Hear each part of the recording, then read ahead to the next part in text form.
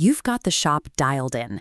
The environmental controls are locked, the printheads are aligned to the micron, and the machine is humming along smoothly. But the test prints coming off the line look awful. The colors are washed out, and the contrast is ruined. Under close inspection, the white ink base layer reveals a fluctuating density, shifting from thick and opaque to nearly transparent in the span of a few minutes. Achieving macroscopic mechanical perfection does not guarantee microscopic chemical consistency.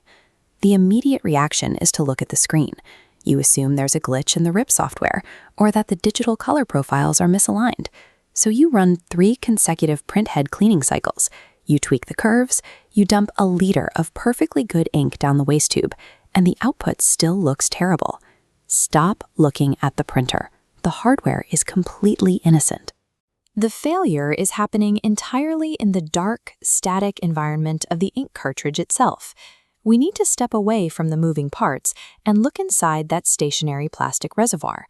To create a truly opaque white ink, manufacturers rely on a specific chemical compound, titanium dioxide.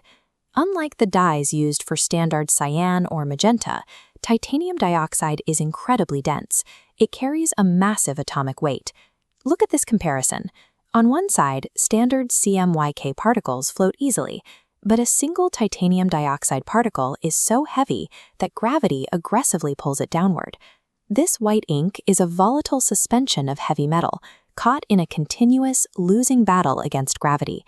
Think about what happens when you shut off the lights and leave the shop for the night. The machine sits idle. In that stillness, a physical process takes over: sedimentation. Over those hours of inactivity, the Earth's gravitational pull relentlessly drags those heavy titanium dioxide molecules out of the fluid mixture. Inside the cartridge, the even mixture separates.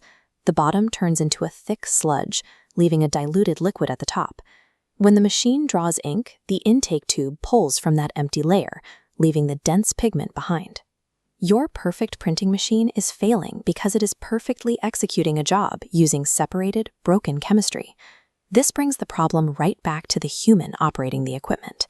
High-level maintenance focuses on the chemical integrity of the ink, looking past the routine cleaning of nozzles and jams. If you allow the base chemical foundation to remain separated, your final visual output will never be sharp.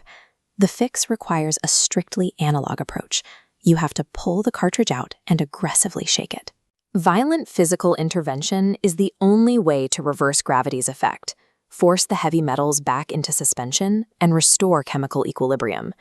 You can't do this once a week and expect consistency.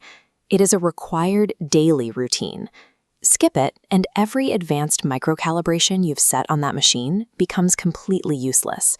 Look at your own workflow. Do you actively pull those cartridges and agitate them every morning, or do you leave them sitting? Success in the print shop depends on winning a daily war against chemistry and physics.